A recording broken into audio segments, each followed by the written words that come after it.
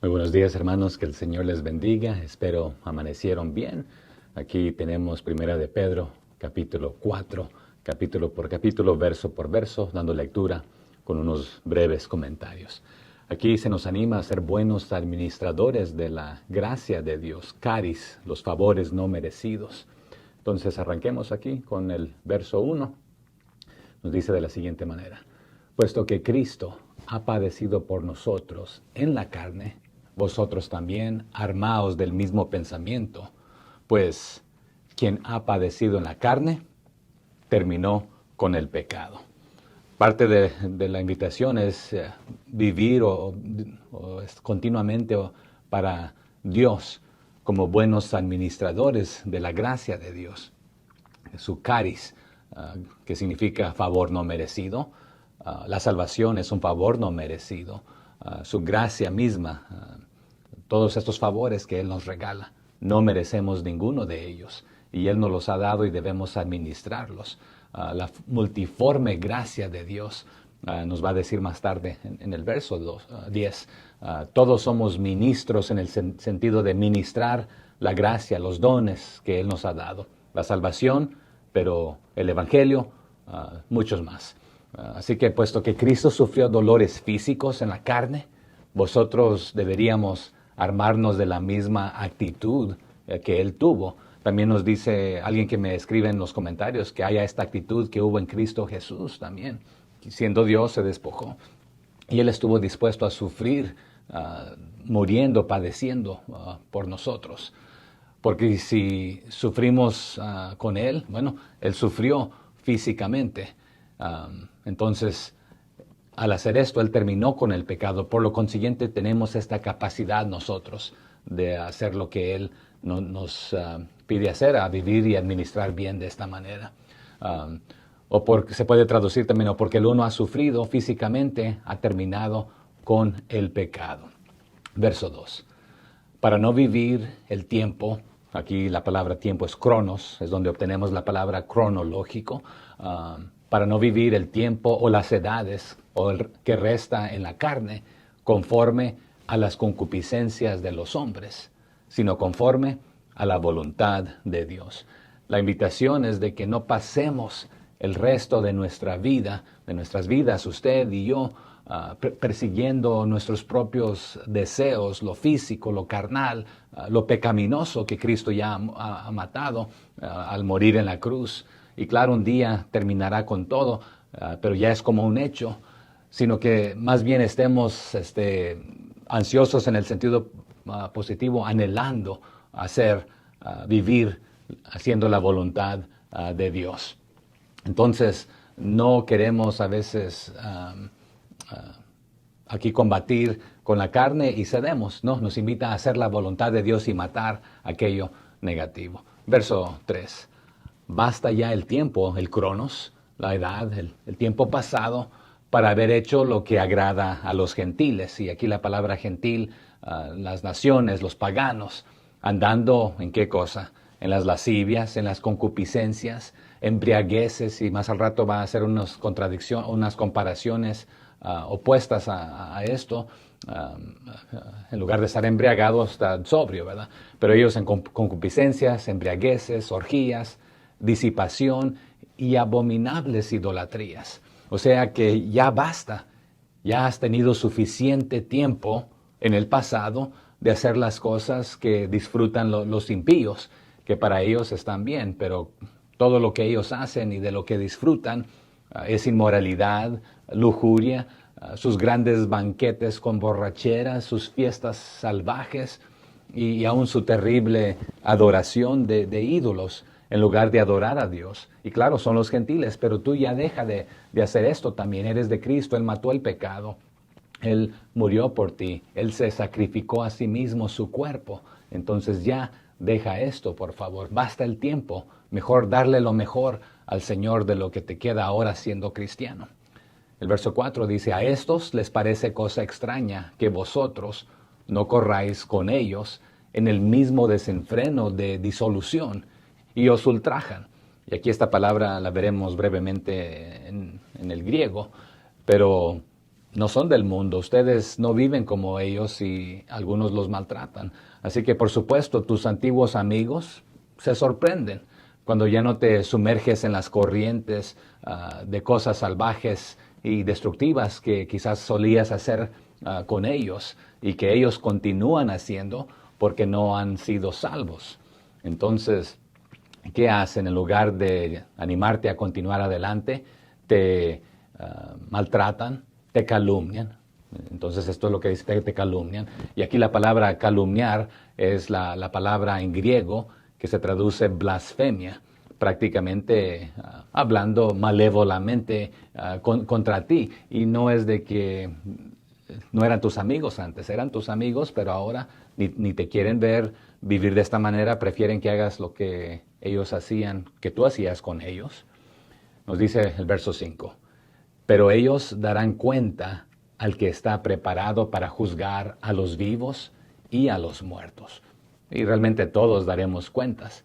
Pero les está diciendo aquí Pedro, acuérdense de que un día todos nos vamos a enfrentar a Dios y ellos también, por lo que ellos hacen. Tú vas a rendir cuentas por lo que tú haces. Entonces vamos a ser juzgados, tanto los vivos como los muertos, aquí nos dice. Y aquí la palabra muertos usa la palabra en el griego de la raíz necros. Y esto pareciera referirse a los muertos físicamente en el momento de esta epístola. Y algunos lo interpretan de esta manera. Entonces, va a juzgar a los que están viviendo en este momento y los que ya han muerto en el pasado. Pero tiene un doble sentido esta palabra o esta frase. Entonces, sí, se está refiriendo a los que han muerto. Si murieron en Cristo, van a ser juzgados. Si no murieron en Cristo, van a ser juzgados. Entonces puede hacer algo que sea físico y espiritual. Pero aquí también se refiere a los muertos espirituales, es decir, las personas antes de recibir el mensaje salvador del Evangelio. Y es prácticamente lo que nos dice Efesios capítulo 2, versos 1 al 5, que nos dice que somos salvos por gracia. Y no solamente, aunque estamos vivos físicamente, espiritualmente, muchos pueden estar muertos. Nos dice el verso 1 de Efesios 2, del 1 al 5, y Él os dio vida a vosotros. ¿Cuándo? Cuando estabais muertos. ¿En qué cosa? En vuestros delitos y pecados. Entonces, el 2 nos lo aclara también, en los cuales anduvisteis en otro tiempo, en otro cronos, ¿verdad? Siguiendo la corriente de este mundo, o sea que te dejabas llevar, influenciar, haciendo lo mismo que ellos, conforme al príncipe de la potestad del aire, o sea que su capitán y su dirigente, su príncipe, es Satanás, sus demonios, influyendo a adorar a ídolos y a emborracharse y a vivir como quisieran. Bueno, esto hicieron ustedes en otro tiempo, ¿verdad? Siguiendo la corriente del mundo, conforme al príncipe de la potestad del aire. El espíritu que ahora opera, ¿en quiénes? En los hijos de desobediencia, no en los hijos de obediencia. Y nos dice el 3 de Efesios, ¿verdad? Entre los cuales también todos nosotros vivimos en otro cronos, en otro tiempo, en los deseos de nuestra carne. O sea que haciendo lo que tu regalada gana te daba, lo que la carne te pedía en lugar de obedecer a Dios. Entonces, haciendo la voluntad de la carne y de los pensamientos. Y éramos por naturaleza hijos de ira. Lo mismo que los demás, los que no han creído, que están muertos en sus delitos y pecados, no han sido vivificados por Cristo, no han hecho caso, nos dijo el capítulo anterior. El 4 nos dice, pero Dios, que es rico en misericordia, por su gran amor con que nos amó, aún estando nosotros muertos en pecados, dice el verso 5 de Efesios, nos dio vida juntamente con Cristo. ¿Para qué? Para salvarnos por su gracia. Así que por gracia sois salvos. Y regresamos aquí a Primera de Pedro, donde estamos, capítulo 4, verso 6. Y aquí va a aclarar que otra vez Pedro aquí les está diciendo a sus lectores muy similar lo que le dijo Pablo allá a la iglesia de Éfeso. Verso 6. Porque por esto también ha sido predicado el Evangelio. Aquí es Evangelion, el Evangelio, las buenas nuevas. ¿A quiénes? A los muertos, Y nuevamente, aquí tiene doble significado. A los que ya murieron se les predicó. Algunos murieron en Cristo y otros sin Cristo. Pero a los muertos que también viven físicamente pero espiritualmente mueren, están muertos. A los muertos para que sean juzgados en carne según los hombres, pero vivan en espíritu según Dios. O sea que por eso se les predicó las buenas noticias, el Evangelio, las buenas nuevas a los que ahora están muertos. Y nuevamente en el griego, esto es predicado incluso a los muertos físicamente, que ya pasaron. No es de que se les predicó cuando estaban muertos, no malinterpretemos esto, sino los que ya han pasado, los que todavía viven físicamente, pero espiritualmente están muertos. Así, aunque estaban destinados a morir como todas las personas. También se puede traducir que a la gente los había juzgado dignos de muerte. Ahora viven para siempre con Dios en el Espíritu o en Espíritu. Y coménteme cómo lo interpreta usted ahí, este verso, capítulo 4, verso 6. Veamos el verso 7 ahora de capítulo 4 de Primera de Pedro. Mas el fin de todas las cosas se acerca. Sed pues sobrios y velad en oración. Y aquí muy interesante el contraste nuevamente de sobrio y velad. Y es un mandato, velen. Pero velar es lo opuesto de estar sobrio. Sobrio es estar despierto, alerta, velando, en lugar de estar emborrachado y sin conciencia. Entonces, el 7 está diciendo en ciertas palabras, el fin del mundo se acerca. Por lo tanto, sean fervientes y disciplinados en sus oraciones, en sus interacciones, velando, obedeciendo al Señor. Esta raíz de velad es de la raíz nefo, que propiamente es estar sobrio, es decir, no borracho, no ebrio, no intoxicado, en sentido figurativo. Es estar libre de ilusión y es causada por las influencias embriagantes del pecado, como la pasión egoísta, la codicia y muchas otras cosas. También esta palabra nefo, de la raíz que estamos viendo aquí, de velar, parte de estar sobrio y no estar intoxicado, se refiere también a tener presencia de ánimo, o sea, juicio claro, para que alguien pueda ser moderado, o sea, que tiene control de sí mismo y no hace lo que el vino lo está haciendo a controlarlo en este aspecto. Entonces, nefo, nuevamente, no influenciado por los licores o vinos intoxicantes, sino que significa tener el propio ingenio, las facultades completas sobre ellos, que es lo opuesto a irracional, o sea, ser racional, porque cuando estás embriagado no eres racional, eres irracional, ni sabes lo que estás hablando y haciendo cuando estás borracho. Entonces no puedes estar vigilante, atento, alerta, obedeciendo al Señor cuando estás de esta manera. Entonces, en lugar de ser intoxicante, sed sobrio, ¿verdad? Velad. Pero aquí más específicamente esta palabra nefo, de velad, se refiere a ejercer la moderación dirigida por la fe, evitando que el creyente tenga un comportamiento excesivo, siendo perjudicial. Pero si nos profundizamos aún un poquito más con esta palabra de nefo, que significa velar, aquí en este versículo específicamente, transmite que una persona debe actuar con tranquilidad vigilante, producida por el Espíritu de Dios, al ser dirigido por Él. Por eso ya hemos visto en otros pasajes, no os embriaguéis con vino en el cual hay disolución, antes bien sed dirigidos por el Espíritu Santo. Pero un pasito más a la profundidad aquí en este versículo.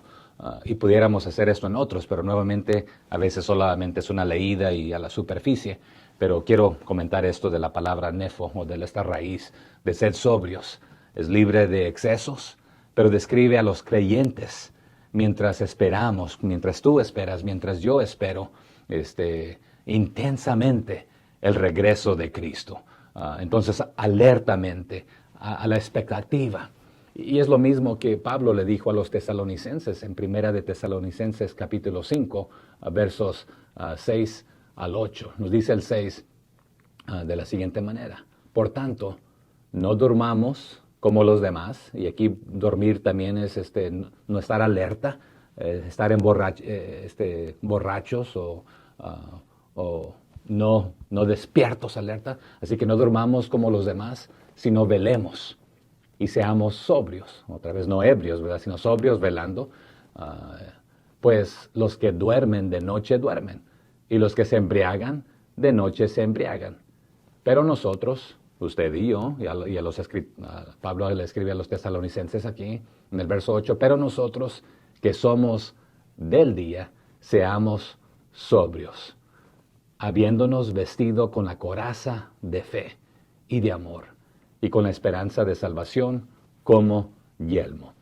Entonces ahí está esa porción que también Pablo cita, al igual que aquí Pedro, en estar alerta, velar, esperando la venida del Señor, trabajando, laborando, obedeciéndole, para que cuando Él venga diga: bien hecho, buen siervo y fiel, entra en el gozo de tu Señor, y no nos alejemos ahí avergonzados.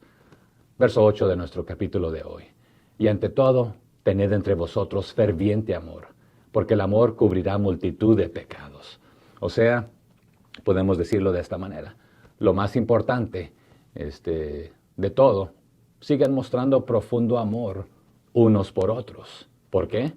Porque el amor cubre una multitud de pecados. Entonces, preferible hacer esto.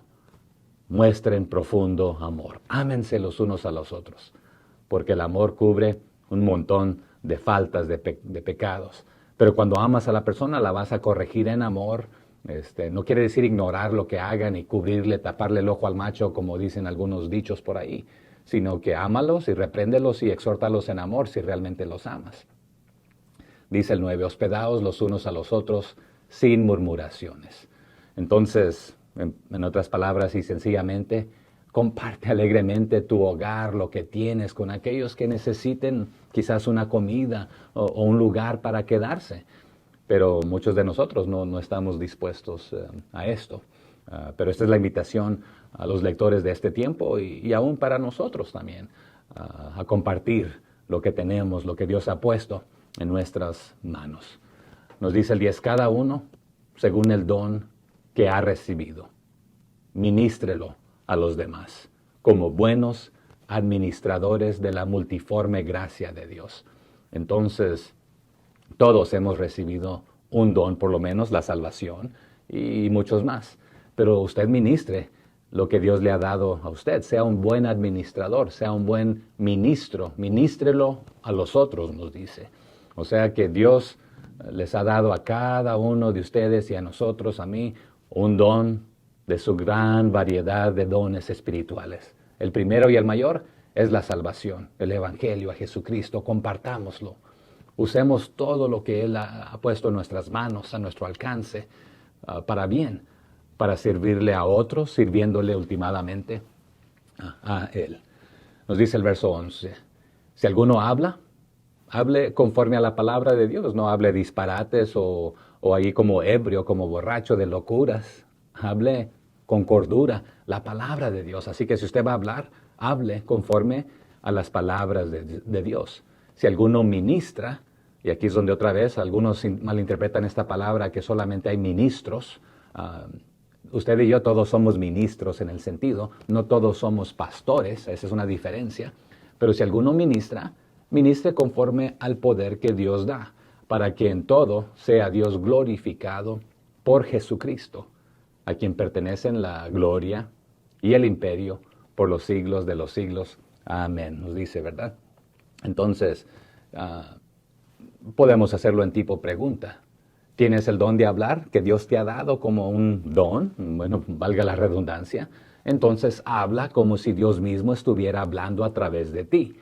Pero no malinterpretemos esto. Dios ya no está revelando nuevas cosas. Ya lo dijo todo en su palabra. Entonces el ánimo aquí, la exhortación, es hablar la palabra de Dios misma con autoridad, porque es la palabra de Dios. Entonces tienes este don, úsalo para hablar, que Dios hable a través de ti. ¿Tienes el don de ayudar a los demás? Hazlo con toda la fuerza y toda la energía que Dios te suple. Él te dio este don para que lo compartas, no para que lo acapares y no seas de bendición a otros. Entonces, todo lo que hagas traerá gloria a Dios por medio de Jesucristo. Toda gloria y poder a Él por los siglos de los siglos. Amén, es lo que está diciendo. Aquí en los siguientes versos, en la segunda parte, nos invita a los lectores y a nosotros a padecer como cristianos, padeciendo como cristianos. Y vamos a pararnos por la verdad, vamos a compartir lo que Él nos ha enseñado, vamos a ministrar. Y no significa que todo va a ser color de rosa. Entonces ahí vamos a padecer a veces como cristianos. El verso 2 entonces nos dice, amados, no os sorprendáis del fuego de prueba que os ha sobrevenido, como si alguna cosa extraña os aconteciese. Entonces sí, vamos a sufrir por ser cristianos, pero nos está diciendo en pocas palabras, queridos amigos, hermanos, hermanas, no se sorprendan de las pruebas de fuego por las que están pasando, como que si algo extraño les sucediera. O sea, que esto no los agarre de esta sorpresa. Ténganlo por seguro que van a sufrir, van a padecer, van a pasar por cosas difíciles. Entonces, no se preocupen de esto, ¿verdad? Porque les vendrá. Entonces, en el 13 les va a decir, sí, gozaos por cuanto sois participantes de los padecimientos de esto, ¿verdad? Gozaos por cuanto sois participantes de los padecimientos de Cristo, para que también en la revelación de su gloria os gocéis con gran alegría. Gócense. Sí, son participantes de estos padecimientos, pero gócense en esto. A pesar de la dificultad, sí, vienen dificultades, pero háganlo con alegría. O sea que nos está diciendo aquí en el 13, alegraos, alégrense mucho, porque estas pruebas los hacen partícipes de Cristo en su sufrimiento. O sea que están unidos a Él, entonces háganlo con gusto, con alegría, para que tengan el maravilloso gozo de ver su gloria cuando sea revelada a todo el mundo. Y nuevamente que nos pueda decir, bien hecho, buen siervo y fiel, entra en el gozo de tu Señor. Fuiste fiel en lo poco, sobre lo mucho te pondré. Pero también aquí en este ángulo los está animando que este sufrimiento trae galardón y será un honor haber sufrido por la causa de Cristo. No algo de tristeza, sino de alegría. Y aquí nos ayuda a entenderlo un poquito mayor en el verso 14 en adelante. Si sois vituperados por el nombre de Cristo, sois bienaventurados, porque el glorioso Espíritu de Dios reposa sobre vosotros. Ciertamente de parte de ellos, Él es blasfemado, pero por vosotros es glorificado.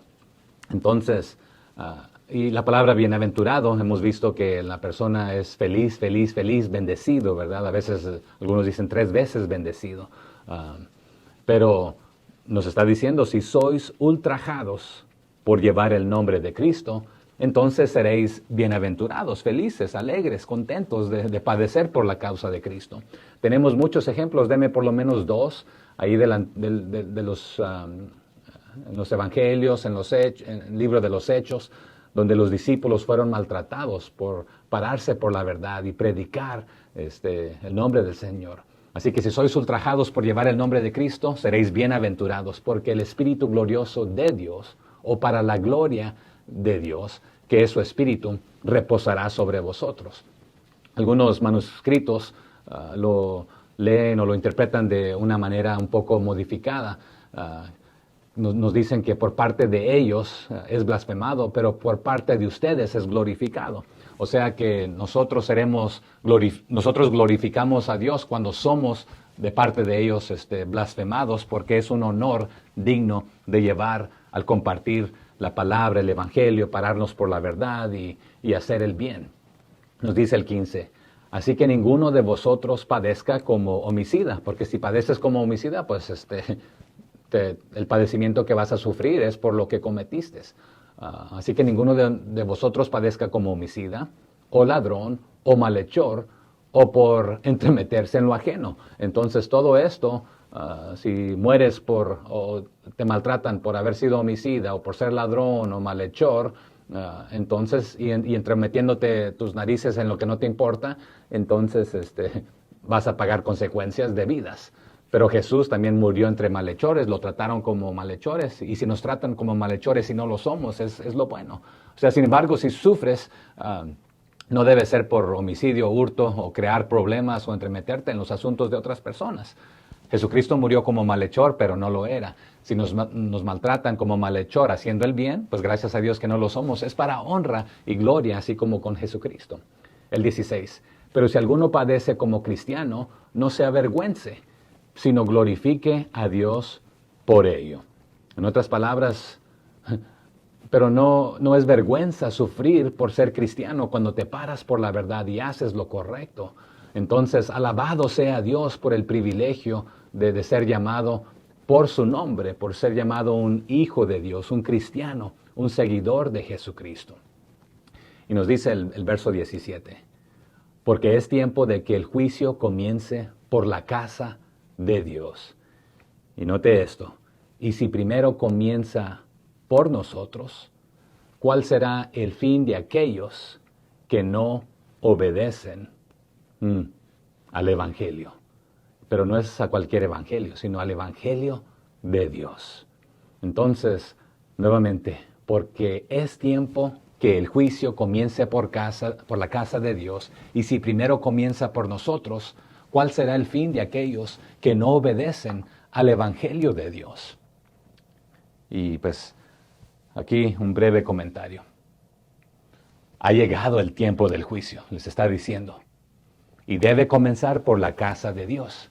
Y si el juicio comienza por nosotros, qué terrible destino les espera a aquellos que no han querido escuchar el Evangelio, que se les ha predicado, aún aquellos que ya murieron, aún aquellos que están vivos, pero están muertos espiritualmente, pero no han obedecido la buena noticia de Dios, no han aceptado el Evangelio, las buenas nuevas.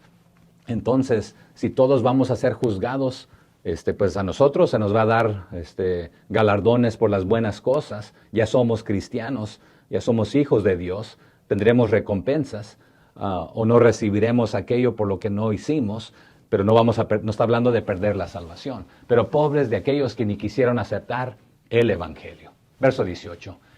Y si el justo con dificultad se salva, ¿en dónde aparecerá el impío y el pecador?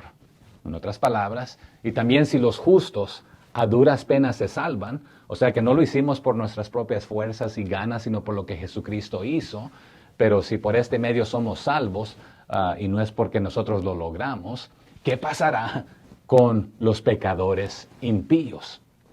Y Proverbios 11:31 nos habla un poco de esto. Nos dice, ciertamente el justo será recompensado en la tierra, cuanto más el impío y el pecador. O sea que cada uno va a recibir su merecido, pero lo que nosotros recibiremos no es porque lo merecemos de Dios, sino porque Él nos lo ha dado. Pero el pecador se queda sin el regalo de Dios y va a recibir todo su merecido. Entonces, si los justos apenas se salvan, ¿qué será de los pecadores impíos que nunca aceptaron el Evangelio? Y ahí la importancia, hermanos, de compartir y hablarle a los demás de Jesucristo.